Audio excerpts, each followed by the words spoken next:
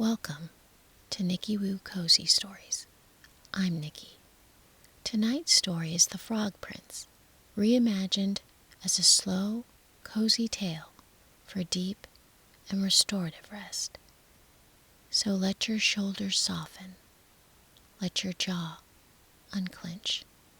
There is nothing left for you to solve, manage, or hold together. The day is finished. You are safe here. This is a story about promises, about the things we lose in the dark, and the quiet courage it takes to open the door when something returns. Now, let's begin. The kingdom was not a place of jagged stone or cold, echoing halls. It was a masterpiece of glass and light, a great conservatory that seemed to breathe with the rhythm of the seasons. Within these soaring, transparent arches, the air was always heavy and sweet, a permanent captured spring that smelled of crushed mint, damp earth, and the heady vanilla scent of white jasmine. It was a sanctuary, a world where the winter frost could only look through the panes, but never touch the delicate green life within. The king moved through this glass world with a precision that betrayed a life of iron. In the golden light of the late afternoon, he did not look like a man born to silk and leisure.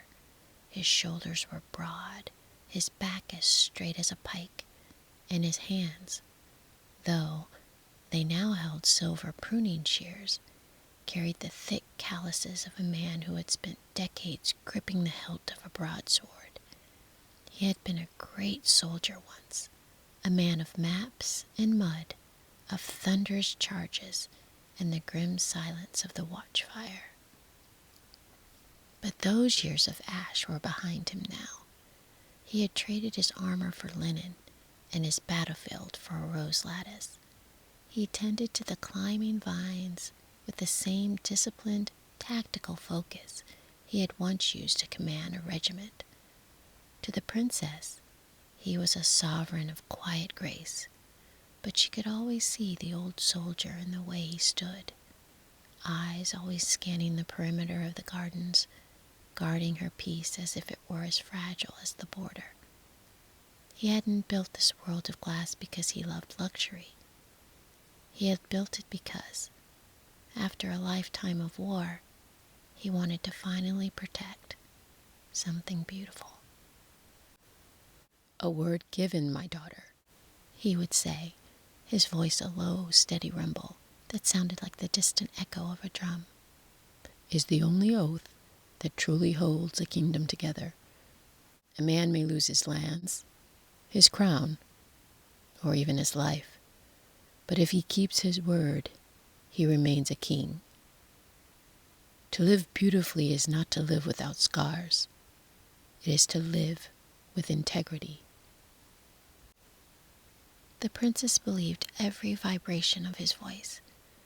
She lived in the now, of the sun-drenched life, a girl who felt every bit of the royalty her father insisted she was.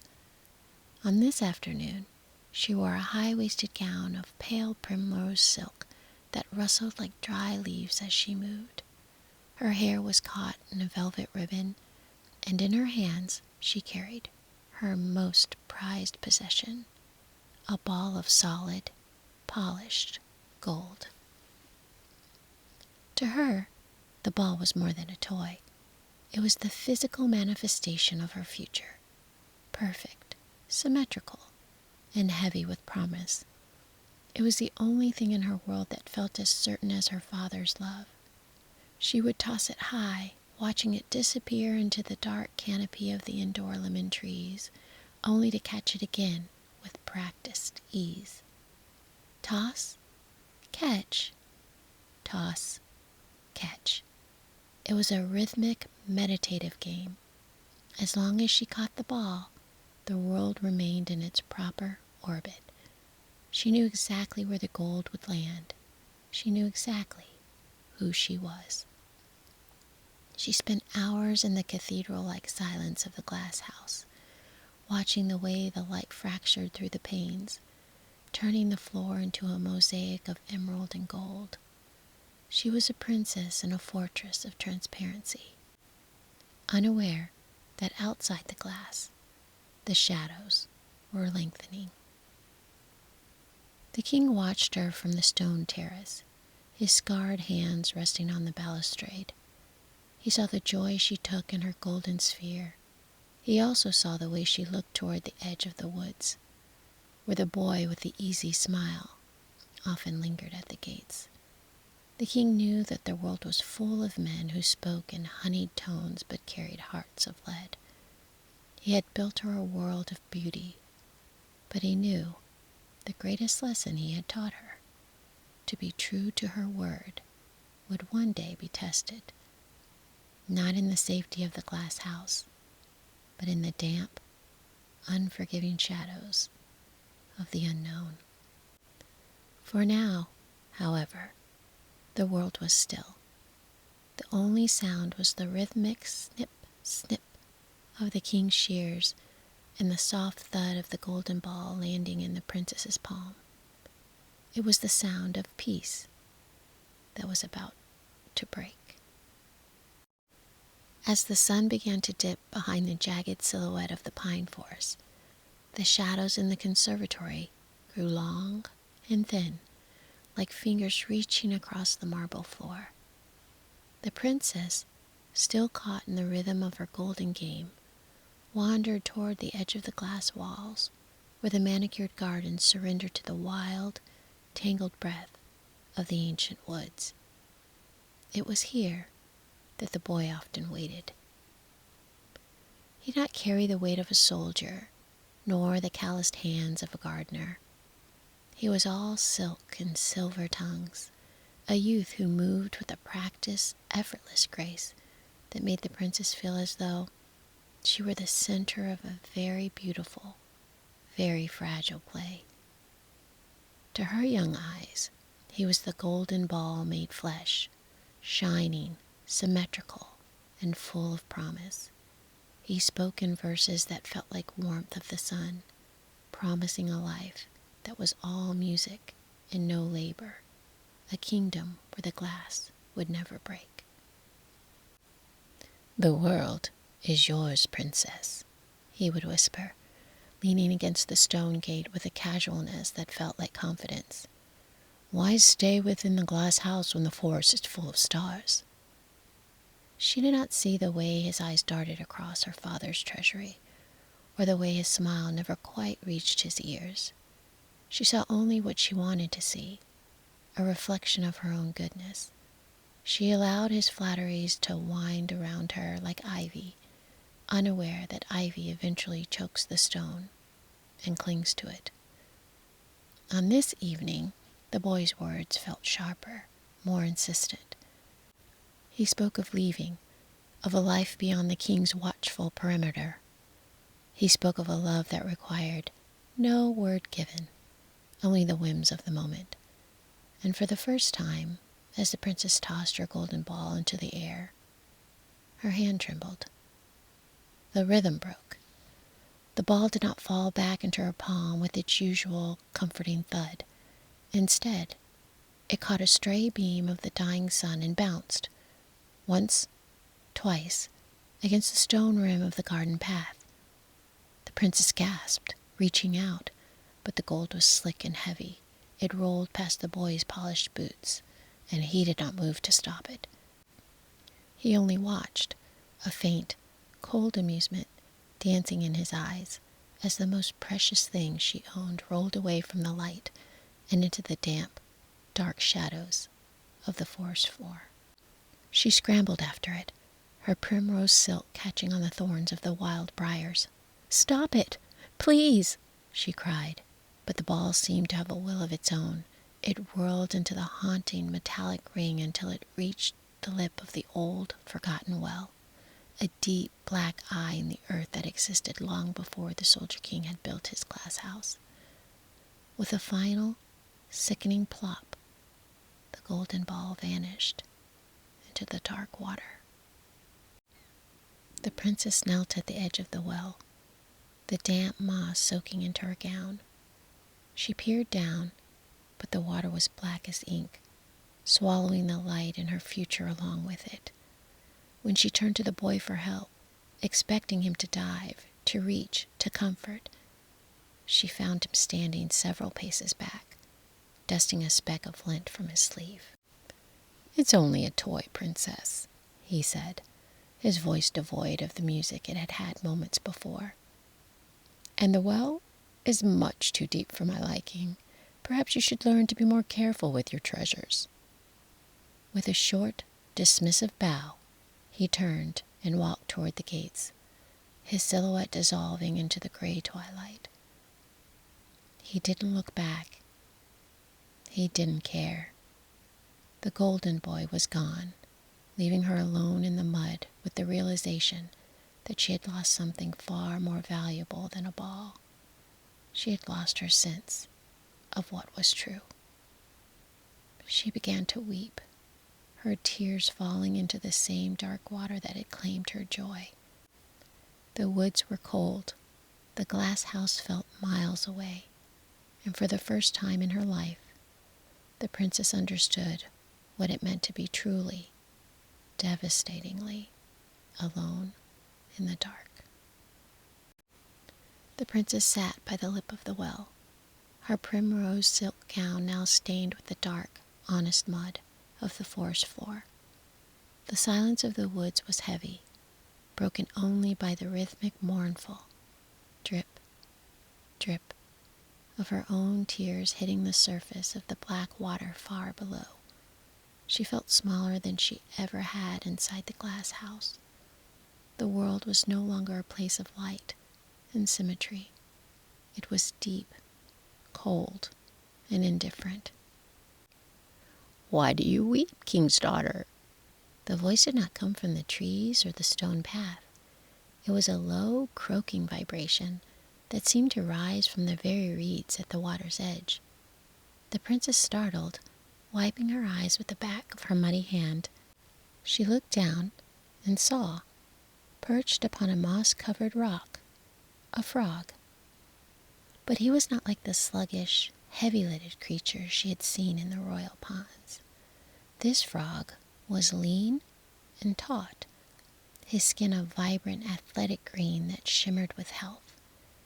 He sat with a coiled energy, as if he were a spring ready to snap, and his eyes, large, golden, and steady, held a strange, intelligent kindness. "I weep for my golden ball," she whispered, her voice cracking. "It has fallen into the well, and it's gone forever. And with it, everything I thought I knew." The frog did not offer empty flatteries. He did not tell her it was just a toy. He watched her with a quiet, patient observation that felt remarkably like the way her father, the Soldier King, watched the horizon. "I can find what you have lost," the frog said, his voice a rhythmic thrum of the evening air. "I am a creature of the depths as much as the light. But tell me, princess, if I go down in the dark for you, what will you give me in return?" The princess didn't hesitate. In her grief, she was desperate for a distraction from that stinging rejection of the boy who had left her. She wanted her gold back at any cost, and she viewed this small, persistent creature as nothing more than a means to an end. "I will give you anything," she cried, the words tumbling out without thought. "My pearls, my jewels, even the golden crown that sits upon my head. Anything, if you will only bring me back my joy." The frog gave a slow, deliberate blink. "I do not care for your pearls or your crown," he said. "But if you will love me, and let me be your companion and playfellow, I may sit at your table, eat from your little golden plate, and sleep upon your silken pillow. If you promise me this, I will go down and bring the ball back to you." The princess looked at his damp, webbed feet and his wide, unblinking eyes. To her, the idea was absurd. How could a frog live in a glass house? She thought. He is a distraction, a creature of the mud. He will never find his way to the palace gates. She saw him only as a temporary fix for a permanent ache. She wanted what she wanted, and she was willing to say whatever was necessary to get it. "I promise," she said, her voice bright and hollow. "I promise everything you ask. Only please, hurry." The frog did not waste words. With a powerful, athletic thrust of his hind legs, he launched himself into the air. It was a beautiful, disciplined arc, the movement of a creature who knew exactly what his body was capable of. He hit the water with a clean, sharp plop and vanished. The princess held her breath. For a long moment, the well was silent again. Then, the water began to churn. A series of bubbles broke to the surface, and suddenly, the frog erupted from the depths. And in his mouth, he gripped the golden ball, the metal gleaming even brighter for having been washed in the dark. He swam to the edge with powerful, rhythmic strokes and spat the ball onto the grass at her feet. The princess didn't wait to thank him. She didn't look at the water dripping from his lean green flanks. She snatched up the gold, her heart leaping as the familiar weight returned to her palm. She felt the old certainty rushing back, or so she told herself. "Wait!" the frog called out as she turned to run. "Take me with you. I cannot run as fast as you." But the princess was already halfway to the garden gates, her silk ribbons flying behind her. She heard his voice, persistent and steady, but she blocked it out. She had her ball. She had her distraction. She was heading back to the safety of the glass, leaving the creature of the mud behind in the shadows, certain that a promise made in the dark didn't have to be kept in the light. The princess did not look back. Her breath came in sharp, ragged hitches, the cold night air stinging her lungs as she sprinted away from the well and toward the towering, glowing ribs of the glass house. In her hand, the golden ball was cold and wet, a heavy weight that seemed to pulse in the rhythm of her racing heart. Behind her, the forest was a wall of velvet silence, save for the faint, persistent splat, slap of something moving through the mud, a sound she chose to believe was merely the wind in the reeds. As she crossed the threshold into the palace, the atmosphere shifted instantly. The damp, primal scent of the woods was replaced by the dry warmth of cedarwood fires and the sweet, lingering perfume of the king's evening jasmine. Here, the floors were polished marble, cool and unapologetic beneath the stained slippers. Here, she was a princess again.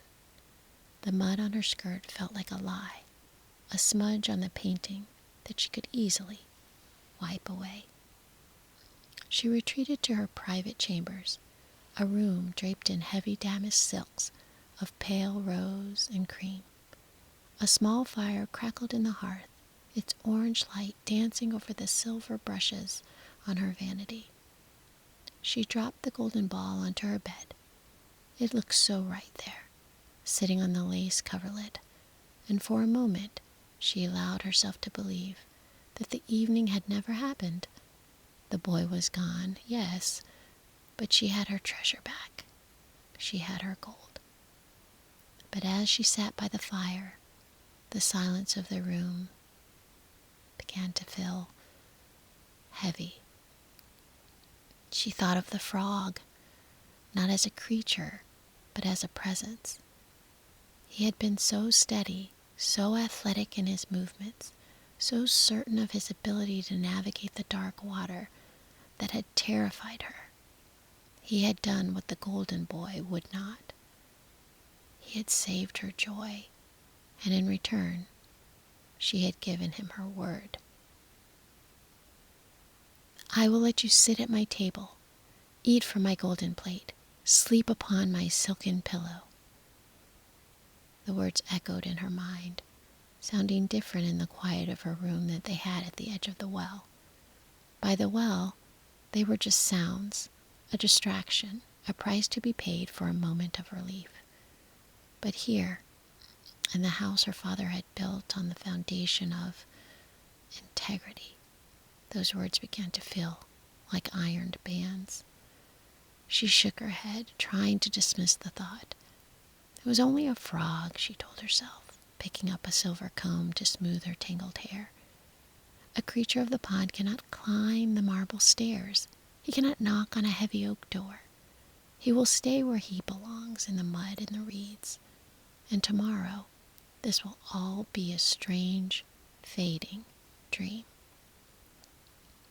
She spent a long time washing the mud from her hands in a porcelain basin of warm, lavender-scented water.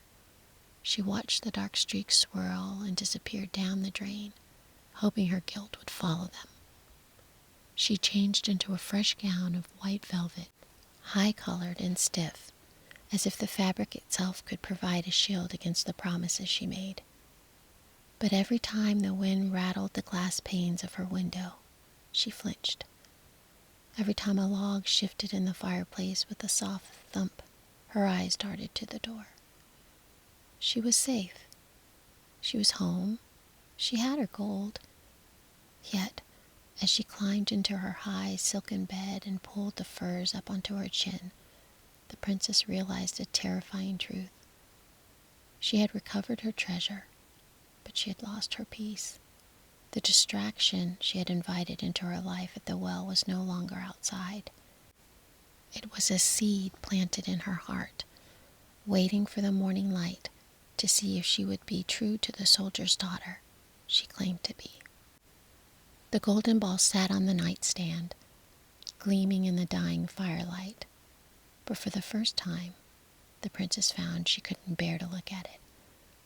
It was too bright, too cold, and it reminded her far too much of the steady, golden eyes of a creature waiting in the dark. The great hall was a cathedral of shadow and candlelight. High above, the oak rafters were lost in the darkness, but below, the long dining hall was a river of white linen and polished silver. This was the ritual of the evening, a time when the soldier king set aside his pruning shears and took his place at the head of his world. The princess sat to his right. She had dressed with a defensive elegance. Her white velvet gown buttoned high to her chin, its stiff collar forcing her to sit with a regal, frozen pose. Across from her, an empty chair seemed to mock her with its stillness. She kept her eyes fixed on her golden plate, watching the way the candlelight danced in the reflections of her silverware, trying to ignore the hollow thud of her own heart. The king ate with the same rhythmic, economical precision he had used when he was a commander in the field. He did not speak much, but his presence filled the room like the low hum of a distant engine. To any other observer, he was merely a father enjoying a quiet meal with his daughter. But the princess could feel his gaze, the sharp, discerning eyes of a man who had spent a lifetime reading the terrain for hidden traps.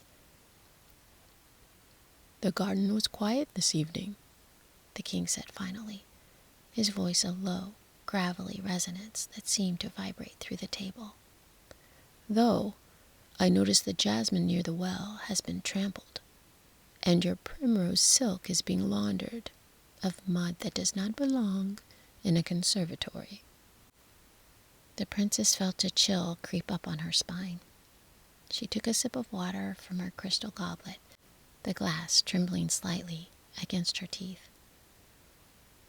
"The ball, it rolled away, Father. It was an accident. The woods are unruly this time of year." "The woods are always unruly," the king replied, setting his knife down with a deliberate metal clink. "That is why we build walls, But walls only protect what is inside if the people within them are made of the same iron as the gates. He paused, his eyes locking onto hers. You have been distracted, my daughter. Since you returned from the well, you move as if you are listening for a sound that hasn't happened yet. Is there something you have left behind in the shadows? Some debt that remains unpaid? The princess looked away, her throat tightening. She thought of the frog, the lean, athletic creature who had dived into the blackness for her. She thought of the boy with the easy smile and how easily he had walked away. Then she thought of the promises she had tossed out like breadcrumbs, never expecting them to be gathered up. I was only playing a role, Father, she whispered, the words feeling thin and dishonest in the vastness of the hall. I said things to pass the time, to soothe a moment of panic. They weren't meant to be real.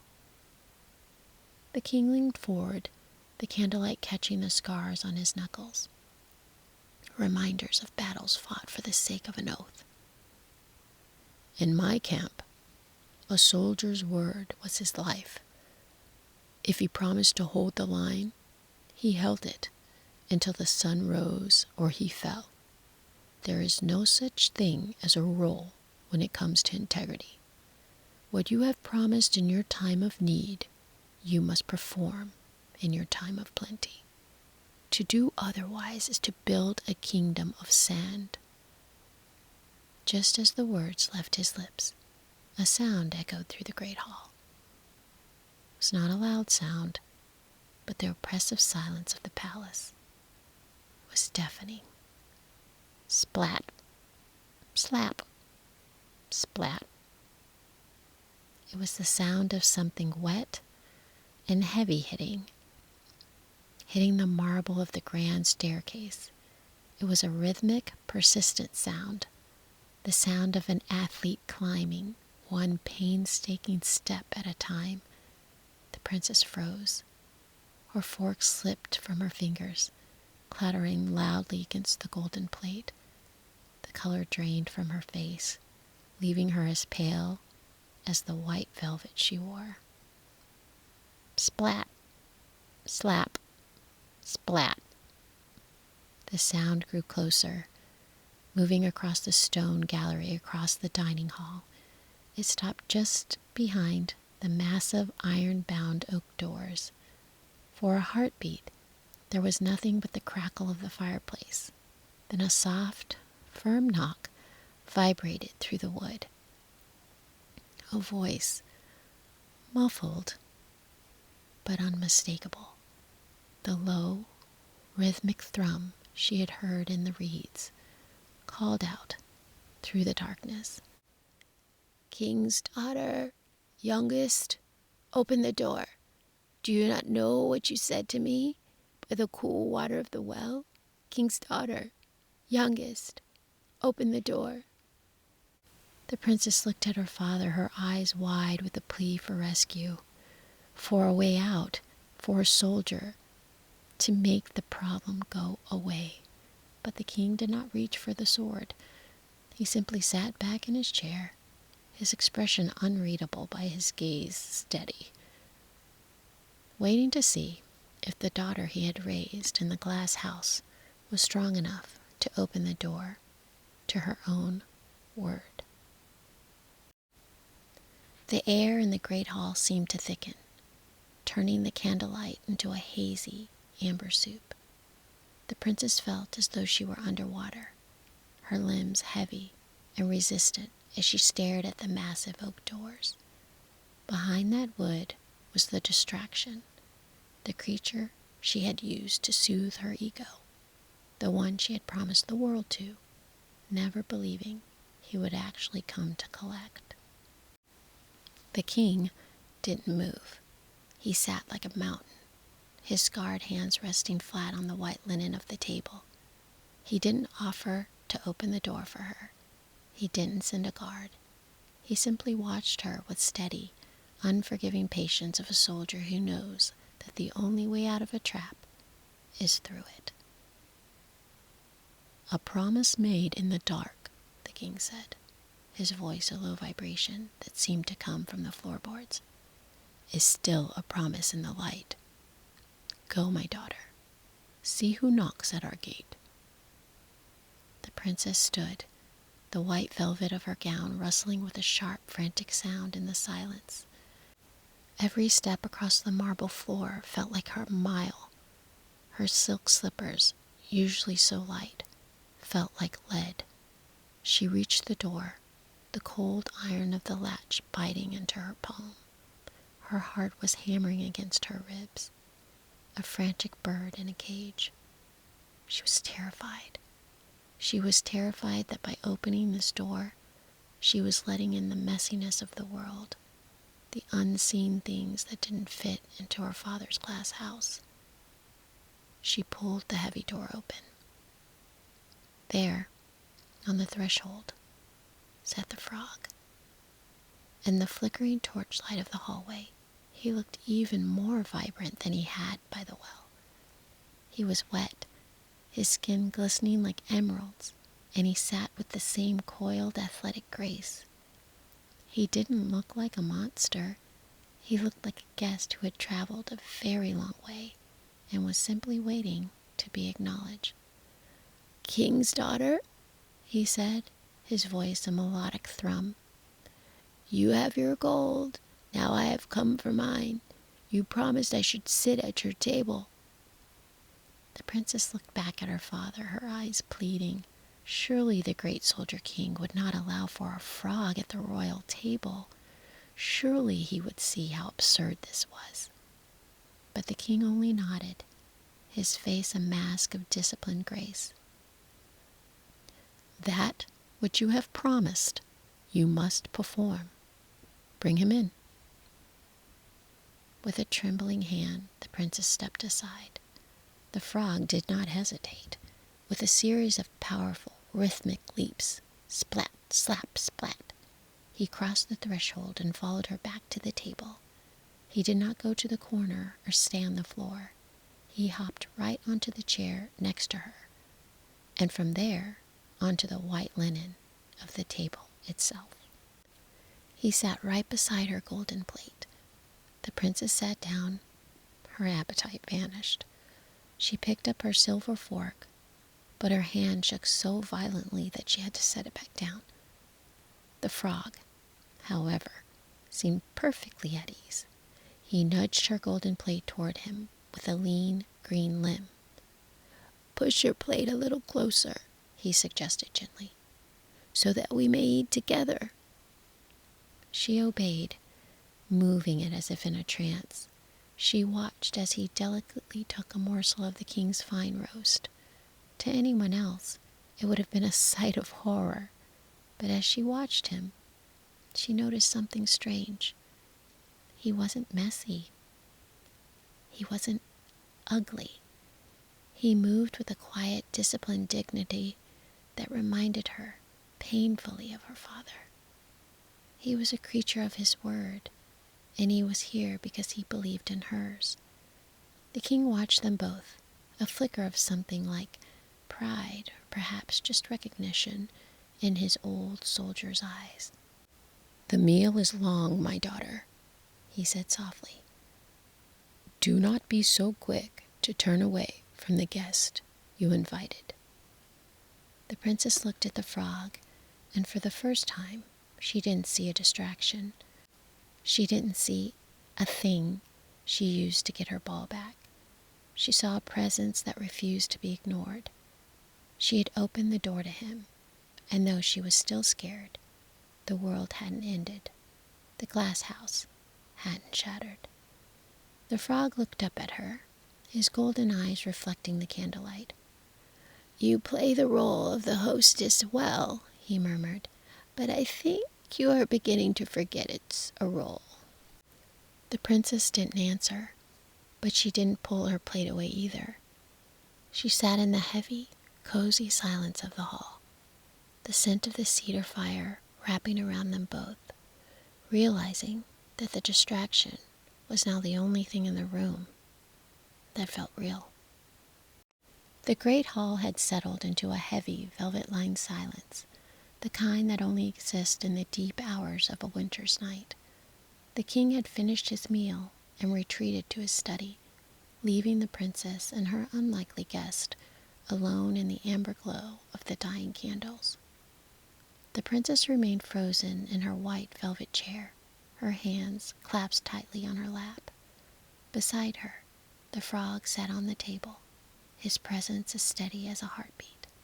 She expected him to demand things, to be boisterous or crude, but instead, he was a study in quiet, athletic patience. He didn't rush her. He simply existed in the space beside her, watching the embers in the hearth. "You are thinking of the boy again," the frog said. His voice wasn't a croak. It was a low, resonant vibration that seemed to harmonize with the crackle of the fire. The princess flinched, startled by his intuition. "I was thinking of what I thought I wanted," she whispered. "I thought love was supposed to be easy. I thought it was supposed to look like the golden ball, perfect, bright, and effortless to hold." "Gold is beautiful," the frog replied, his large, intelligent eyes reflecting the orange flames. "But gold is cold. It doesn't breathe. It doesn't dive into the mud to find you when you are lost. It only shines when the sun is already out." The princess looked at him, really looked at him, for the first time. She noticed the rhythmic rise and fall of his emerald green flanks. She saw the strength in his limbs, the disciplined way he carried himself despite his small stature. He was an athlete of the dark water, a creature who navigated the depths while she stayed on the shore, weeping. She realized then that she had been using him. She had invited his advances, allowed his courtship at the well, and brought him to this table as a distraction from the stinging silence left by the boy with the easy smile. She had been playing a part, wearing the mask of the gracious princess, while her heart was actually locked away in a high tower of fear. "I said things to you at the well," she began, her voice trembling. "I promised to be your companion. I thought if I just played the role, I wouldn't have to feel the hurt anymore." "I know," the frog said softly. "I knew you were playing a role the moment you snatched the ball and ran away. But even a role, when played long enough with a sincere heart, can become the truth. You opened the door tonight, princess. That wasn't a role. That was courage." For the first time in weeks, the knot in the princess's chest began to loosen. She found herself talking to him, not as a frog, but as a confidant. She told him about her father, the soldier king, and the pressure of living in a glass house where everything had to be perfect. She told him about her fear that she was broken because she had chosen the wrong person first. The frog listened with a stillness that was more comforting than any poem the boy with the easy smile had ever recited. He didn't offer empty platitudes. He just stayed. He was a delight in all aspects, witty in his observations, steady in his gaze, and unyielding in his presence. The distraction had become a bridge. The princess reached out a finger, hesitant and trembling, and lightly touched the frog's cool, damp head. She didn't pull away in disgust. Instead, she felt a strange, grounding warmth. She was no longer performing for an audience. She was simply sitting at a table in the middle of the night with the only creature who had ever truly seen her in the dark. "It is late," the frog whispered, his voice like a rustle of silk. "The candles are weeping their last wax. It is time for the final promise." The princess felt a shiver of apprehension. But it wasn't the cold fear she had felt earlier. It was the fluttering of a heart that was finally, slowly, beginning to unlock the door. The walk from the great hall to the princess's chambers was a journey through a gallery of silence. She carried the frog in her hands, his weight a small, grounding pressure against her palms. No longer did his touch feel strange or cold. It felt like a shared secret. As they passed the tall windows of the corridor, the moonlight spilled across the floor in silver bars, echoing the ribs of her father's glass house. When she reached her room, the air was thick with the scent of dried lavender and the dying embers of the hearth. This was her private kingdom, the place where she shed the silk gowns and the expectations of the day. It was a room of soft edges, velvet curtains the color of the crushed plums, a high bed piled with goose-down quilts, and a single silken pillow that shone like a pearl in the dark. She set the frog down on the mahogany nightstand. He sat near the golden ball, which now looked dull and insignificant compared to the living, breathing presence beside it. "I've sat at your table," the frog said, his voice a low, melodic thrum that seemed to vibrate in the very fabric of the room. "I've eaten from your plate. Now the moon is high, and I'm weary. You promised I should sleep upon your silken pillow." The princess felt a final, sharp pang of fear. To let him stay here, in her most private space, was to let go of the last of her defenses. To put him on her pillow was to admit that the distraction was no longer a game. It was her life. She looked at the window, where the night sky was vast and indifferent, and then at the small, persistent athlete who had followed her from the mud to the marble. She thought of the boy with the easy smile. He would never have climbed the stairs. He would have never sat through the silence. He would have never cared for the truth of her heart, only the shine of her crown.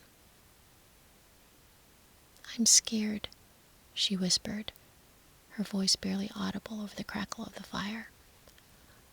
"I know," the frog replied. "Fear is just the shadow of a promise you haven't kept yet." With a trembling hand, the princess picked him up. She didn't drop him or set him at the foot of the bed.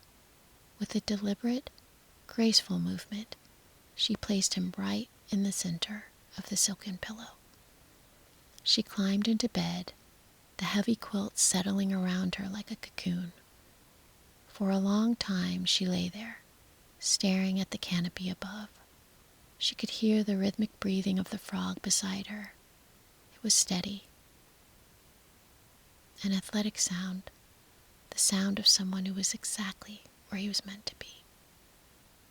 She realized that she wasn't sad anymore.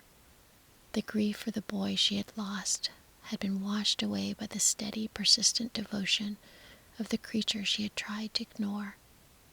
She'd opened the door to him, and in doing so, she had opened the door to herself. "Good night, princess," the frog whispered. "Good night," she replied, and for the first time in a very long time, she closed her eyes and fell into a sleep that was deep, quiet, and completely without shadows. The dawn did not break with a shout. It arrived as a slow, creeping infusion of rose and violet light that bled through the glass panes of the conservatory and into the princess's chambers. The air was cool and still, smelling of the dew-drenched jasmine from the gardens below. The princess woke slowly, her mind drifting through the layers of a sleep more restful than any she had known since the golden ball had first rolled away. She felt a warmth beside her on the silken pillow. Not the damp coolness of a creature from the well, but a radiant, steady heat. She opened her eyes, and the world shifted. The frog was gone. In his place, leaning against the bedpost, with the same coiled, athletic grace she had seen in the reeds, stood a man. He was handsome in a way that had nothing to do with the polished, hollow beauty of the boy with the easy smile. His face was etched with the strength of someone who had survived the depths. His eyes the same steady, intelligent gold she had come to trust in the dark. He didn't look like a stranger. He looked like the truth she had been too afraid to see.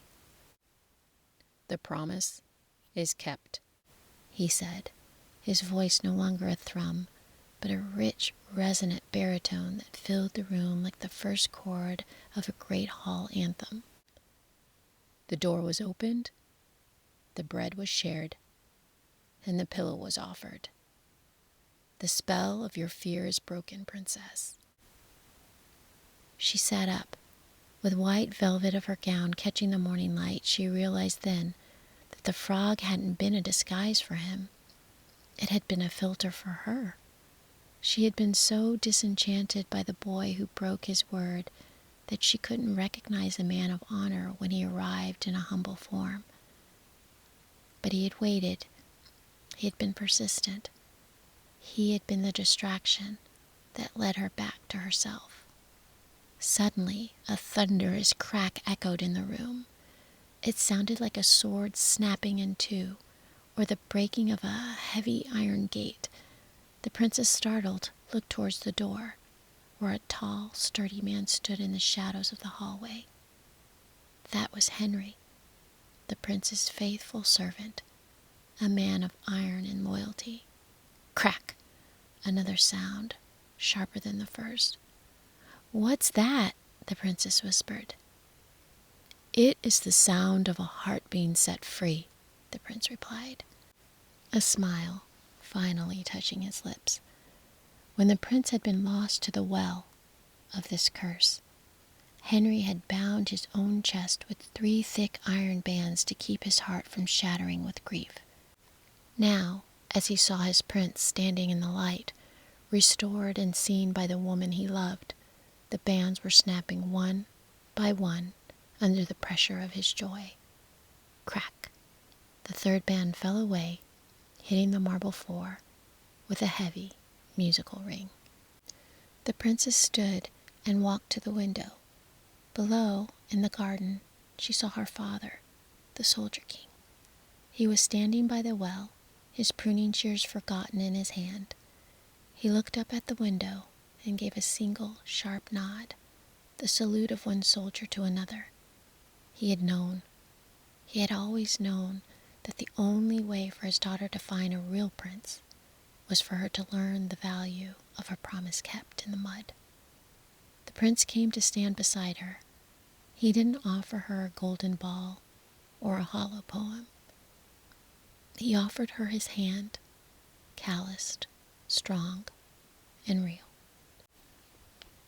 "The glass house is beautiful," he said, looking out over the kingdom her father had built.